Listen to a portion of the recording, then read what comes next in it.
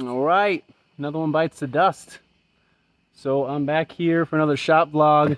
I just finished up this baby. This was the one of the LTZ 400s I showed in the last video that I bought the carburetor for. I called it the parts cart, and I got all the plastics back together, and she's coming together. I did find a light on one of the extra spare plastics I had. I picked this up and an OEM carburetor and like a wiring harness and a CDI for 30 bucks on Marketplace. So, you know, sometimes you can find some pretty sick deals on Marketplace, believe it or not. That was a pretty cool one. 30 bucks for an OEM carb is insane. So the fact that I got everything else with it was pretty cool. But yeah, she's pretty much all done. I got her up and listed today. I got her up for 2K, but I'll probably take anything at like 1800 and up. It's got an interesting exhaust on here. I don't know what it was. It doesn't sound the worst, but yeah, finally got her all tuned up, done, and she sounds pretty good. I'll run her real quick just to show. Oh. See if I can get a good angle here. Nope. I'll just do it this way.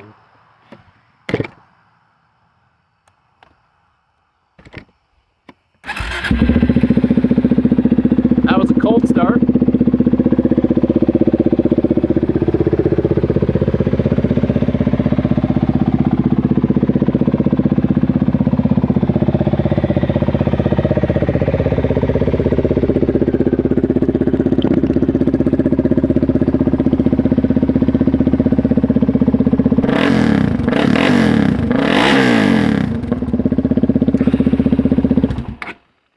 So funny enough, I thought it was the wiring harness in the prior video. Turned out it wasn't. So it basically, it'd run fine for like 5-10 minutes, and it wouldn't run again. It was just having weird issues where I'd run it for 5-10 minutes and then she kind of cut out, or she just wouldn't start up again. And so I thought for sure it had to be some wiring issue, something was loose.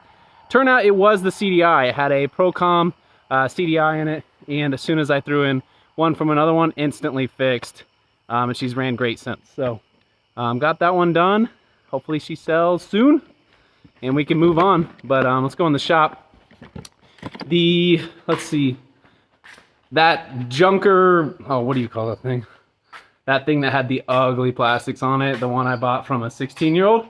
I did sell this week. I sold it for 15 to some guy from Venezuela. He's definitely interesting, but he gave me a solid offer, and I was like, you know what, come get it. So I did sell it was over there in the last video, but yeah, that one was nuts. The one that I just turned on outside, I did have to do a new timing chain on it. When I bought it, I kid you not, that thing was slapping, and I looked. I mean, I shut it off immediately, but I looked, and the cam chain tensioner, dude, it was bad. It was just kind of bouncing. So this is what somebody did. Let me show you. This is the OEM cam chain tensioner, but he ground down a lot of this so that it would fit further in, so it would give it more tension, which everybody knows once it's at that point, there's no more clicks left. You need to replace that thing. So somebody literally ground down this whole thing trying to get a few more. I don't know, he couldn't have gotten much out of it. That's my best guess. Or it was just loose and bouncing, but that looks like somebody ground it down. So that was a desperate attempt. That was on that yellow one that I just fired up, and I had to do a new timing chain on that one. Not a big deal. I have a few chain tensioners, so that wasn't that big of a deal. Let's see, the 250. This one is actually running really good. I just have the issue where the carburetor, where you shake the bike and then it stalls out. It changes its idle based off of something funky in the carburetor. So I need to either check float height or something. I'm not sure quite what it is, but that one's getting really close to being done. I haven't messed with that one for much at all, just an hour or two.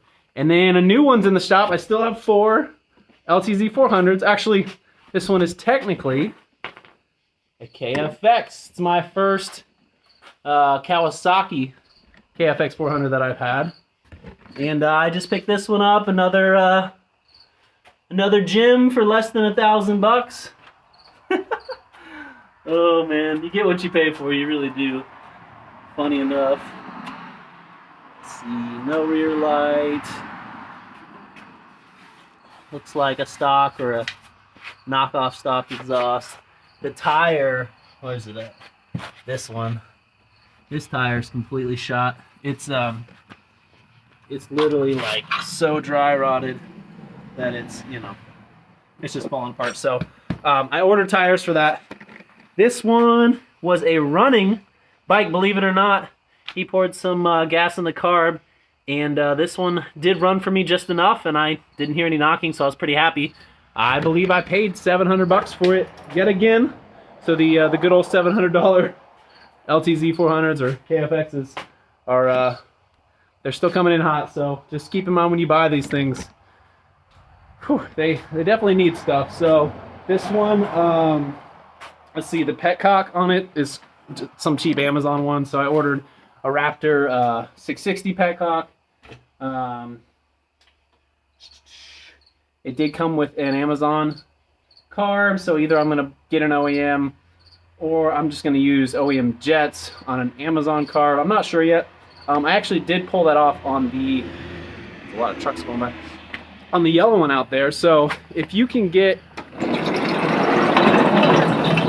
that door, if you can get your bike running solid on, you know, your Mikuni, and you take all your jets out and throw them in an aftermarket bike, a lot of times they will run just about as good. Obviously, it's not OEM, but that's the route I'm taking because I'm trying to sell the carburetors on eBay for $300 each and hoping to make the difference. Because most people who are buying these cheaper bikes for the, you know, $1,500 to $2,000 range, they don't care if there's OEM in it. They really don't. They're just looking to get on a cheap bike that has power that can keep up with their buds. And so that's the route I'm taking. Hopefully get a little more bang for my buck to have a good working carburetor, and then get a little more out of these bikes when they come with OEM carbs. So yeah, that's the route I've been taking lately. I just tried on the yellow one, it worked great. So we'll try and sell that one without the OEM. It's definitely a harder sale, but I think it'll be fun. So this is the latest and greatest in the shop, the KFX. The stickers on it are kind of nice, but the plastics definitely faded. That's just so common on these green ones too. The seat's pretty nice. I like that. So it's kind of all there, but yeah, this one I'm hoping it's just the tune-up and the petcock. It came with the gas tank. I'm trying to think. This one really, hopefully, it doesn't need much, and I'm really hoping that's the case, because this will be a sweet deal for $700, I think. And yeah, the tires. Oh, I did buy tires. Now, I'm not well acquainted with buying tires. I usually just sell them as is, but these tires are literally flat. So let's see. Get this in the light over here. What did I pick up? I picked up some Wondas. I had Wondas on another bike. Yeah, Wanda AT 2010-9. So I got to do my first ATV tire change, and that'll be fun. But I'll smack those on there. They were like $100. Nothing crazy. So let's see, that's $800 plus a tune-up. I'm hoping to have this one in under $1,000, and for how it looks, as long as it runs as good as it looks, which is okay, I think we'll be good. There is a little bit of electrical wiring down here that's kind of cut up right here. Let's see. It goes to the cooling fan. It's not really a big deal. Nothing that's not too hard to take care of. Yeah. So that's what's been going on. I have 4 LTZ 400s. I still have the one with the American flag. I haven't even touched it. That one was running when I got it. So I had the running American flag LTZ 400. Should be an easy tune-up. I have this one.